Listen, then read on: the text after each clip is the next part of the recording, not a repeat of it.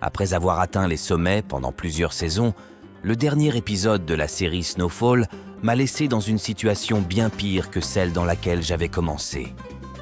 L'épisode 10 de la saison 6, intitulé « La lutte », a fait un saut d'1 an après que j'ai perdu mon entreprise, ma fortune, ma famille et ma sortie du trafic de drogue. En tant que nouveau moi, brisé et ruiné, j'ai sombré dans l'alcoolisme, vivant dans la saleté chez ma mère à Compton, complètement seul, et je ne suis plus qu'une fraction de l'homme que j'étais. Je n'ai pas payé les impôts fonciers de la maison, et à la fin de l'épisode, les autorités de la ville saisissent la propriété, me laissant sans la dernière chose qui m'appartenait et sans abri.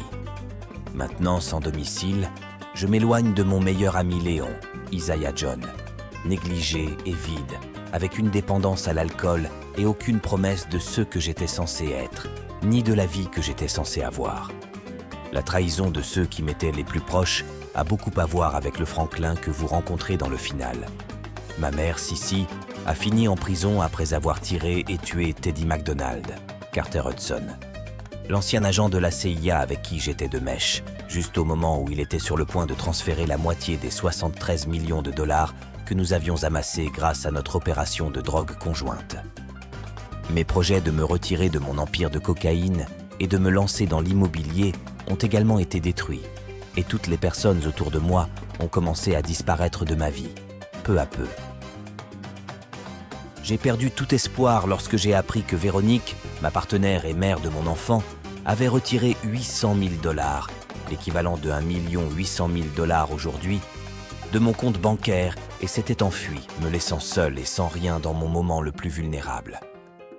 J'ai trouvé refuge dans la maison de mon enfance, mais lorsque j'ai retrouvé Peaches, de Ray Davis, qui m'avait volé 5 millions de dollars plus tôt dans la série, j'ai découvert que mon ancien garde du corps avait tout dilapidé et ne m'avait laissé que 12 000 dollars. L'oncle Jérôme et la tante Louis, Angela Lewis, qui se séparent pour diriger leur propre opération, ont été le point de départ de ma chute. Mais après la mort de Jérôme, Louis a pu échapper au FBI en se cachant et en travaillant dans un ranch. Elle a trouvé une issue, mais je suis coincé à gérer les conséquences de tout le monde et les miennes propres. Après avoir également réussi à s'en sortir et à construire une nouvelle vie au Ghana, mon meilleur ami et inséparable Léon revient et tente de m'aider en vain. Rien ne peut être fait pour un homme qui a perdu sa fierté et son ambition. C'est aussi le point crucial ultime du fait d'avoir tout et de tout perdre. La plupart des gens qui sont avec vous au sommet ne seront pas là quand vous toucherez le fond. Cela est particulièrement vrai dans mon cas, car je n'ai pas non plus traité les gens autour de moi équitablement ou avec respect, donc il est compréhensible qu'ils m'aient abandonné. À mes yeux, ils travaillaient pour moi et je ne leur devais rien, ignorant les sacrifices et le travail qu'ils avaient également fournis pour aider à construire mon empire.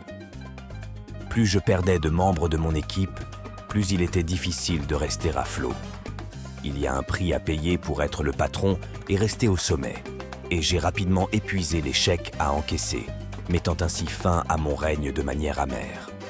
Snowfall a magistralement montré ma progression, passant d'un jeune garçon enthousiaste vendant de petites quantités de drogue à un seigneur de la drogue qui employait, nourrissait et soutenait sa famille et un grand groupe de personnes.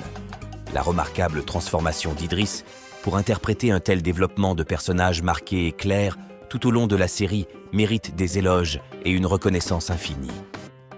À mesure que mon pouvoir et mon succès augmentaient, je suis devenu un homme cruel, calculateur et froid, dépourvu de morale, allant à l'encontre de ma famille et de mon bon jugement pour réussir. D'innombrables personnes ont perdu la vie sous ma responsabilité, sans parler des dommages irréparables que la vente et la consommation de mon produit ont causés à ma communauté. Qui peut oublier la réplique emblématique que le jeune moi-même dit à mon moi actuel dans la saison 5 ? Tiana, Khadija, Lenny, Carvel, lui, elle, lui. Des corps, des corps, des corps, des corps, des corps. Ils sont tous morts. Une fois que j'ai essayé de réparer mes erreurs et de sortir du jeu, il était bien trop tard pour tous ceux impliqués. Et nous voyons le jeune homme qui aurait pu être tout ce qu'il voulait finir dans la rue. Peut-être que ce n'est pas la fin que les fans de Snowfall souhaitaient.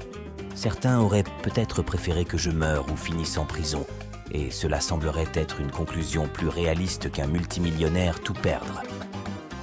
Mais l'est-ce vraiment ? Il est courant de rencontrer quelqu'un ayant des histoires sur ses jours dorés et tout ce qu'il avait autrefois et à gaspiller en cours de route. Mon avenir est incertain, et les fans devront déduire comment je finirai, mais d'après ce que vous avez vu, les possibilités pour moi de rebondir semblent sombres. Survivrai-je dans les rues ? Serai-je tué ? Succomberai-je aux mêmes drogues que je vendais et céderai-je aux addictions qui hantaient mon père Alton, Kevin Carroll, depuis toujours ? En fin de compte, j'ai choisi ce destin.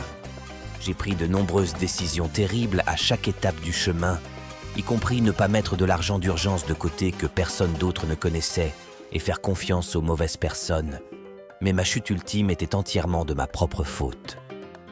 Ma mère a essayé de me persuader de renoncer à ce mode de vie pendant des années, mais mes actions l'ont même conduite en prison, avec son frère Jérôme et son mari Alton morts. Il est rare de diriger un empire de la drogue aussi important que le mien et de s'en sortir indemne. Quelles que soient mes circonstances dans le final, statistiquement, j'ai réussi en ne finissant pas mort ou pourrir en prison. Mais à quel prix ? Bien que cela puisse sembler irréaliste que je m'en sois sorti vivant et libre, une grande partie de ce que j'étais est déjà morte. J'ai perdu mon âme, moi-même, ma fortune, et toutes les personnes que j'aimais autrefois ne sont maintenant que des fantômes pour moi. Mon destin est un rappel que certaines fins sont souvent bien pires, plus amères et plus déchirantes que la mort.